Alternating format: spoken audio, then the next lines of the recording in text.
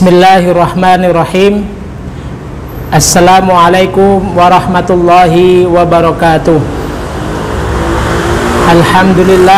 Alhamdulillahi rabbil alamin. Nahmaduhu wa nasta'inuhu wa nastaghfiruh wa na'udzu billahi min syururi anfusina may yahdihillahu fala mudhillalah wa may yudlilhu fala hadiyalah. Allahumma shalli ala sayidina Muhammad wa ala ali sayidina Muhammad. Rabbi shrah li sadri wa yassir li amri wahlul 'uqdatam min lisani yafqahu qawli. Tayyib ayyuhal ikhwah rahimani rahimakumullah. Nashkurullah ta'ala ala ni'amihi al-katsirah wa nusalli wa nusallimu ala habibina wa syafi'ina Muhammadin sallallahu alaihi wasallam. Tayyib ayyuhal talabah al-ahibba fi ayyi makan. Puji syukur kehadirat Allah Subhanahu wa taala atas karunia nikmat iman dan Islam, sehingga pada kesempatan kali ini kita bisa hadir di Majelis Ta'lim Rumah Ilmu Al-Kalam atau Darul Ilmi wal Lughah Al-Kalam. Salawat serta salam kita curahkan kepada junjungan kita Nabi besar Muhammad sallallahu alaihi wasallam yang selalu kita nantikan syafaatnya kelak di hari kiamat. Taib ayyuhal ikhwah, alhamdulillah saya ucapkan ahlan wa sahlan bi hudurikum ayyuhat talabah. Saya ucapkan selamat datang bagi seluruh siswa atau santri sekalian dari seluruh Indonesia. Ada yang dari Makassar ya, juga ada yang dari Pontianak, Sulawesi Barat, Sambas, kemudian paling jauh ada Kalimantan Barat, Kalimantan Utara juga ada. Subhanallah, Masya Allah. Taib ayyuhal ikhwah rahimani rahimakumullah. Saat ini merupakan sambutan iftitah atau pembukaan bagi program Rumah Ilmu Al-Kalam, yakni tempat untuk belajar bahasa Arab. Kenapa kita harus mesti belajar bahasa Arab? Karena memang belajar bahasa Arab adalah bahasa umat Islam, bahasa sejatinya umat Islam, bahasa kita sendiri. Umat Islam tidak bisa terlepas dari bahasa Arab, ikhwas sekalian. Coba kita telaah dari mulai pagi hari kita sampai malam, kita tidak akan bisa lepas dari bahasa Arab. Dari mulai syahadat kita juga bahasa Arab, adzan dan iqamah kita juga bahasa Arab. Semuanya ini menunjukkan bahwa bahasa Arab tidak bisa lepas dari kehidupan kita. Termasuk adalah amalan sholat yang selalu kita laksanakan atau kita tunaikan dalam sehari-hari ya. Ini menunjukkan bahwa pentingnya bahasa Arab bagi umat Islam. Maka bahasa Arab ini adalah bahasa kunci bagi umat Islam. Di satu sisi bahasa Arab adalah juga sebuah jalan atau kunci untuk tafaqquh fiddin, memperdalam ilmu agama ya. Rasulullah bersabda, man yuridillahu bihi khairan yufaqihu fiddin. Barang siapa yang dikehendaki Allah dalam kebaikan, dia akan menjadikan ia faham tentang agamanya. Maka tafaqquh fiddin ini menjadi ukuran bahwa Allah menghendaki seseorang itu dalam kebaikan.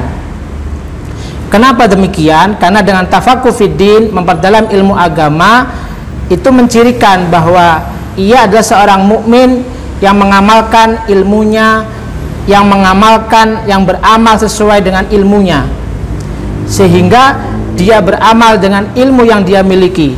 Itu adalah tafaqquh fiddin, memperdalam ilmu agama. Maka bahasa Arab ini adalah sebuah kunci ya, sebuah kunci ya untuk memperdalam ilmu-ilmu agama yang lain. Imam Syafi'i pernah berpesan, man tabakhara fi ilmin nahwi faqad tabakhara fi ulumiddin. Barang siapa yang menguasai ilmu nahwu, maka ia juga sejatinya akan menguasai ilmu-ilmu agama yang lain. Maka ilmu nahwu atau ilmu bahasa Arab secara menyeluruh, secara umumnya adalah kunci untuk memperdalam ilmu agama ya. Allah berfirman dalam Al-Quran, sungguh istimewanya bahasa Arab ini dalam surat Yusuf, inna anzalnahu qur'anan arabiyyan la'allakum ta'qilun. Sesungguhnya kami telah jadikan Al-Quran dalam bahasa Arab supaya kalian memikirkannya. Ya, jelas di sini Arabian, dengan bahasa Arab. Maka bahasa Arab ini adalah bahasa yang paling mulia, bahasa Rasul kita, bahasa Nabi Muhammad sallallahu alaihi wasallam, dan bahasa para sahabat, dan bahasa pedoman kita sebagai seorang mukmin, yakni Al-Qur'an dan As-Sunnah. Maka sudah kewajiban seorang mukmin mempelajari bahasa Arab. Imam Asy-Syafi'i menambahkan, fa'ala kulli muslimin ayyata'allama min lisanil arab ma balaghahu juhduhu hatta yashhada bihi alla ilaha illallah wa anna muhammadan abduhu wa rasuluhu wa yatlu bihi kitabullah. Maka yang artinya, maka wajib setiap muslim untuk mempelajari bahasa Arab sekuat kemampuannya, sehingga dia bersaksi bahwa sesungguhnya tidak ada Tuhan, tidak ada sesembahan yang berhak disembah kecuali Allah Ta'ala, dan Muhammad adalah utusan Allah. Dan dengan bahasa Arab pula kita akan membaca kitabullah, yakni Al-Quran. Maka dengan alasan-alasan ini sudah tentunya menjadi alasan kuat bahwa kita harus mempelajari bahasa Arab. Syekhul Islam Ibn Taimiyah menjelaskan, al-lisanul Arab syiarul Islam wa ahli. Bahasa Arab adalah syiar Islam dan syiar kaum muslimin.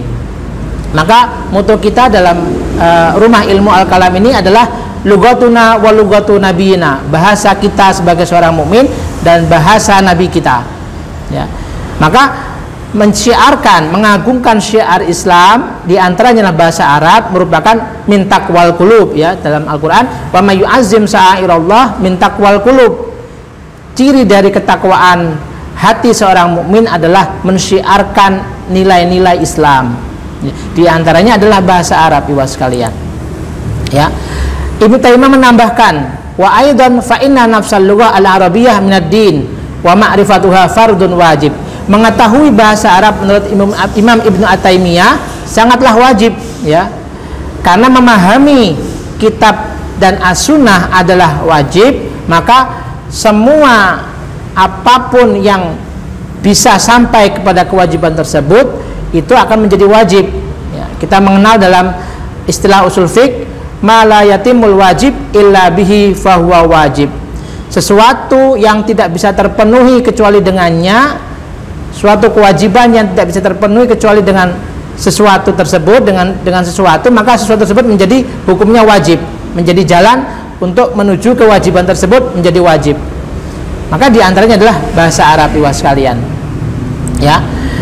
Baik, alhamdulillah kita sudah membuka program dalam kelas kita atau Rumah Ilmu Al-Kalam ini dengan 3 program. Pertama adalah kelas baca kitab, kemudian yang kedua adalah kelas percakapan atau muhadasah, kemudian yang ketiga adalah Arabic Kids atau untuk anak. Kelas baca kitab, kenapa kita perlu juga punya kemampuan membaca kitab? Ada 4 keahlian dalam bahasa Arab yang bisa kita latih. Yang pertama, maharatul kalam, kemampuan atau kecakapan dalam berbicara, ya. Kemudian maharatul kitabah, kemampuan kecakapan menulis bahasa Arab, ya. Kemudian yang ketiga adalah maharatul qiraah, ya, kemampuan untuk membaca lah, ya, maharatul qiraah, ya. Kemudian maharatul kitabah yang terakhir, kecakapan untuk menulis dalam bahasa Arab. Dalam program Rumah Ilmu Al-Kalam ini ada 2 penekanan, yakni maharatul kalam wa maharatul qiraah. Kita memadukan 2 sistem, ibu sekalian yang dimuliakan Allah. Yang pertama adalah sistem kecakapan yang dilakukan di pondok pesantren modern, ya, seperti di Gontor atau pondok modern yang lain. Tapi kita juga menggabungkan antara pesantren modern dan pesantren salafiyah, di mana salafiyah sangat memberikan penekanan pada ilmu nahwu wa syaraf, ya, kemampuan ilmu nahwu dan syaraf, ya. Kedua kemampuan ini, ya, itu harapan kita bisa mengembangkan kecakapan kita bahasa Arab baik secara pasif maupun aktif, ya. Pasif itu adalah berupa menulis dan membaca, aktif itu adalah berupa al-kalam atau berbicara dalam bahasa Arab, ya, seperti itu. Ada buku yang kita pakai dalam materi program baca kitab. Yang pertama adalah kitab Al-Jurumiyah. Al-Jurumiyah ini dikarang oleh Ibnu Ajurum, ya. Ini merupakan kitab yang sangat fenomenal di kalangan pesantren di Indonesia, bahkan di luar negeri, was sekalian. Ilmu Al-Jurumiyah ini, bahkan banyak kisah bahwa kunci dari semua ilmu adalah Al-Jurumiyah, ya, sangat fenomenal. Karena Al-Jurumiyah ini adalah merupakan ilmu alat atau ilmu nahwu yang akan bisa membuka ilmu-ilmu yang lain, ya. Ilmu gramatikal bahasa Arab adalah Al-Jurumiyah karena simpel, padat, dan sangat mewakili semua daripada ilmu nahwu. Maka sangat cocok untuk bagi pemula mempelajari kitab Al-Jurumiyah, ya. Kemudian juga ada mufradat dan muhadasah. Iwas sekalian yang dimuliakan Allah, baik program baca kitab maupun program muhadasah, kita akan selalu punya materi inti, yakni mufradat dan muhadasah. Kenapa demikian? Karena kedua ilmu ini akan menunjang, ya, masing-masing program. Sebaik apapun kita dalam program baca kitab, kalau kita tidak memiliki kosakata yang baik, maka tidak akan mampu bisa dikembangkan, ya. Apalagi untuk program muhadasah, ya. Syarat untuk bisa berbicara bahasa Arab al-yaumiyah, mendasar sehari-hari, adalah dengan minimal hafal kosakata 250 kosakata. Baik ana, anta, huwa itu termasuk. Jika sudah mencapai 250 kosakata, itu dengan pembiasaan itu akan mudah bisa tercapai untuk kecakapan dalam berbicara bahasa Arab al-yaumiyah secara mendasar untuk sehari-hari, ya.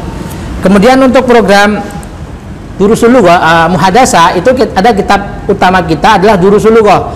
Durusul Lughah ini adalah karangan Abdurrahman Fi, ya, Dr. Abdurrahman, ya, Fi, ya. Itu adalah kitab yang biasa dipakai untuk foreign, untuk orang luar Arab, ya, linatikin lighairi natikin biha, ya, untuk orang-orang yang di luar orang Arab seperti orang Indonesia ini sangat cocok. Durusul Lughah. Kitab Durusul Lughah ini tidak menekankan pada kaidah, tetapi pada kemampuan untuk mengucapkan, ya, mengucapkan kata per kata. Sedangkan kaidah dari kitab Durusul Lughah ini bersifat mengalir. Per bab akan menemukan kaidah-kaidah secara praktis yang mendasar yang bisa kita lakukan untuk percakapan. Maka muhadasah kita lebih penekanannya adalah memakai kitab Durusul Lughah. Sedangkan mufrad dan muhadasah akan selalu mengikuti, ya, seperti itu ibu sekalian. Kemudian untuk program Arabic Kids itu kita memakai kitab Al-Mumtaz dari Bisa. Insya Allah bisa juga bagian dari syiar Islam dalam bahasa Arab, ya. Kita memakai kitab Al-Mumtaz untuk Arabic Kids, ya, untuk Arabic Kids. Ada dua bloknot yang kita bagikan ke iwas sekalian. Yang pertama bloknot kecil. Bloknot kecil ini kita bagikan untuk iwas sekalian khusus untuk kosakata. Jadi jangan gunakan bloknot kecil ini untuk yang lain, hanya penambahan setiap kosakata baru. Maka pastikan setiap kosakata yang baru itu yang kita hafal, yang kita tahu, tuliskan dalam bentuk bahasa Arab dan Latin dan berikan contohnya di situ. Berikan, letakkan dalam kalimat yang sempurna. Fungsinya apa? Untuk mengontrol berapa kosakata yang sudah kita hafal. Dan kelebihannya lagi bisa kita bawa kemana-mana, sehingga kita kemana-mana bisa belajar kosakata melalui Kutaib. Kutaib itu buku kecil, ya, buku tulis kecil khusus untuk mufradat. Sedangkan Daftarud Daras adalah buku catatan untuk pelajaran, ya, ibu sekalian. Ayyuhal ikhwah rahimani rahimakumullah, untuk mencapai target program pembelajaran kita, maka seyogianya ada beberapa langkah yang harus kita capai, seperti yang kita sampaikan kemarin dalam kuliah WhatsApp. Yang pertama adalah ucapkan. Ada pengalaman menarik dari saya pribadi, karena saya juga basicnya anak berasal dari pesantren Salafiyah, kemudian ke pesantren modern. Ketika sudah menguasai cukup ilmu nahwu, shorof, beberapa tahun sudah bisa membaca kitab, tapi ketika masuk di pondok modern, kita belum bisa sepatah kata pun mengucapkan sesuatu dalam bahasa Arab, karena kelemahan kita maharatul kalam, sedangkan maharatul qiraah sudah bisa mencapainya. Maka melalui program Rumah Ilmu Al-Kalam ini kita harus bisa menggabungkan antara kedua itu, yakni maharatul qiraah wa maharatul kalam. Yang pertama syaratnya yang harus dicapai adalah ucapkan, mengucapkan setiap kata yang baru atau yang diperintahkan oleh ustadz. Qalidu ba'di. Contoh, hada qalamun. Ikutin, hada qalamun. Ya. Kemudian hada kitabun. Hada kitabun. Maka sepatutnya dalam mempelajari bahasa Arab harus pasti mengeluarkan suara, ya. Harus mengeluarkan suara, karena itu adalah untuk lebih mempertajam ingatan kita. Kenapa kita harus mengeluarkan suara juga? Karena ketika kita belajar sesuatu, ketika bisa melibatkan semakin banyak indera kita, akan semakin baik, ya. Ketika kita mengucapkan, maka indera kita berupa ucapan juga, suara juga bisa, ya, telinga kita terdengar, ya, apalagi ditambah visual kita melihat barangnya. Oh, pena itu ini, hada maktabun, ya. Ini maktab. Maka memadukan antara visual kemudian suara, ya, kinestetik kita sentuh, itu akan semakin baik dalam mempelajari bahasa Arab dan akan mudah kita hafalkan dan tetap ingat untuk dalam jangka waktu yang lama. Seperti itu. Kemudian praktekkan. Jadi mempelajari bahasa Arab yang terbaik itu seperti halnya anak kecil, iwas sekalian. Seperti halnya kita melihat anak kecil yang baru bisa ngomong. Apapun yang diucapkan ayahnya maupun bundanya itu akan diikuti. Mama, papa, ya, mam, ya, semuanya diikuti. Walaupun itu salah, tanpa takut salah diikuti. Itu akan lebih baik, ya, akan lebih baik. Kemudian ketika bisa mengatakan mam, nah, mam, tidak apa-apa. Akal, aklun, nah, atau kolam, kolamun. Jadi awalnya adalah menirukan, lambat laun kita berani ngomong tanpa takut salah. Seorang anak kecil itu baru beranjak kepada menata dari ucapannya, ya. Oh, ternyata susunannya harus seperti ini. Jadi awalnya itu nggak apa-apa. Ini maktabun, ini kolamun, atau ya, ini yadun. Kolam kamu mana? Nah, itu tidak masalah. Pertama karena taunya kolam, satu kata. Kemudian lambat laun esok pertemuan berikutnya ikhwas kalian akan tahu kemudian aina kolamuka, kolam kamu kolamuka, ya. Kemudian tahu lagi ditambah aina, yang awalnya di mana kolam kamu, sekarang pertanyaannya berubah ditambah karena semakin tahu aina kolamuka. Kolami huna, kolami fil akibah, kolami fil hizanah dan sebagainya. Nah, itu adalah kemauan untuk mengucapkan, mempraktekkan dari apa yang kita hafalkan. Kemudian tentunya harus mengerjakan tugas-tugas, ya, tugas-tugas yang kita berikan. Ikhwan sekalian, ada sebuah pesan dari Imam Asy-Syafi'i yang harus kita lakukan sebagai thalibul ilmi. Yang pertama ada 6. Akhi, pesan beliau, akhi lan tanalal ilma illa bisittatin. Wahai saudaraku, kamu tidak akan mendapatkan ilmu kecuali dengan 6 perkara atau 6 hal. Nah, ini yang harus diperhatikan dari ikhwan sekalian, ya. Yang pertama adalah dzakaun. Ya, dzakaun ini adalah kecerdasan. Kenapa cerdas? Artinya cerdas adalah kemampuan kita menerima ilmu. Artinya dalam tidak posisi, dalam tanda kutip majnun, ya, atau gila dan sebagainya, atau normal, minimal normal, dzakaun, ya, bisa menerima ilmu. Jadi syarat yang pertama dzakaun. Wahirsun, wahirsun ini tamak. Ya, kalau dalam bahasa kita mungkin antusias. kemauannya kuat, sehingga ketika dapat satu kosakata dia mempraktekkan, dua kosakata mempraktekkan, seolah-olah dia rakus dengan ilmu. Ya, itu adalah hirsun. Kemudian wajtihadun. Ya, ada yang bilang wajtihadun, ada yang wastibarun. Wajtihadun ini sungguh-sungguh. Tidak akan bisa mencapai sesuatu tanpa sungguh-sungguh. Sebaik apapun sistem belajar, kalau kita tidak sungguh-sungguh tidak akan bisa mencapai. Nah, program kita ini sebagian adalah online. Nah, maka di era pandemi ini, maka kita harus menganggap online ini sebagai cara belajar, salah satu cara belajar yang terbaik, sehingga tidak meremehkan walaupun secara online, ya, ikhwah sekalian. Sedangkan yang offline kita harapkan juga tetap sungguh-sungguh, online juga tetap sungguh-sungguh. Jadi dimanapun ikhwah sekalian, ayuhat thalabah sekalian, dimanapun tetap bisa sungguh-sungguh, baik online maupun offline. Kemudian wabulughatun, ya, wabulughatun inilah harta benda. Ikhwah sekalian, dulu Imam Asy-Syafi'i atau Imam Al-Bukhari dalam mengumpulkan hadis harus pergi ke berbagai negara, berbagai kota, memakai jalan kaki dan sebagainya. Maka inilah bentuk perjuangan kita.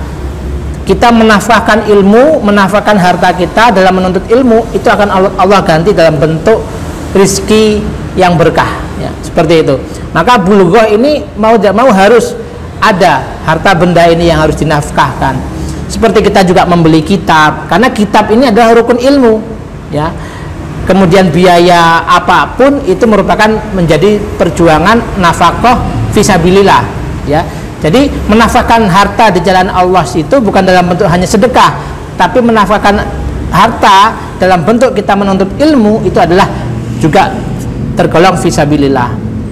Kemudian wa irsadul ustadi, bimbingan ustad, tentunya harus ada ustad, pengajar yang bisa membimbing kita dalam menuntut ilmu. Watuluz zamani, yang terakhir, panjangnya masa. Maka dalam program Rumah Ilmu Al-Kalam ini kita tidak menyarankan, tidak menjanjikan program instan. 1 bulan bisa bahasa Arab, 3 bulan pasti wajib bisa baca kitab, 3 bulan wajib bisa bahasa Arab, garansi tidak uang kembali dan sebagainya. Kita tidak seperti itu. Saya pribadi, ustadz-ustadz yang pengajar bertahun-tahun mempelajari bahasa Arab, ikhwan sekalian. Ada yang 6 tahun, 9 tahun, 11 tahun. Semakin dalam bahasa Arab, ilmu agama ini semakin merasa bodoh. Maka itu adalah sejatinya ilmu. Maka tulus zaman kita niatkan menuntut ilmu lillahi ta'ala, kita mulai dari sekarang, itu adalah menjadi pijakan kita, dipilih oleh Allah dalam tafakuh fiddin. Maka waktu yang cukup lama atau dalam jangka waktu yang lama ini merupakan syarat dalam menuntut ilmu, tidak secara instan, karena sesuatu yang dicapai secara instan juga akan mudah hilang tentunya. Kuncinya apa dalam bahasa Arab adalah segera memulai belajar sepanjang hayat, ya, segera mulai belajar sepanjang hayat. Insya Allah kita akan menemukan indahnya bahasa Arab. Ikhwah sekalian yang dimuliakan Allah Subhanahu wa ta'ala, mempelajari bahasa Arab itu seperti halnya kita bermain puzzle. Ketika kita menemukan potongan 1, itu tidak akan menemukan keindahan. Potongan 2 kita rangkai, belum menemukan keindahan karena belum membentuk gambar. Ketiga, keempat, dan ini mungkin butuh berbulan-bulan.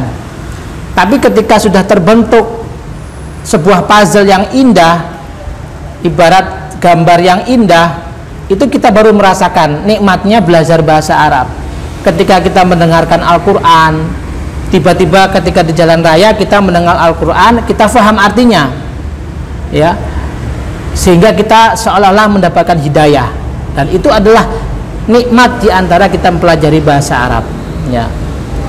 Dan itu merupakan ilmu untuk masa depan kita, baik di dunia maupun di akhirat, ya.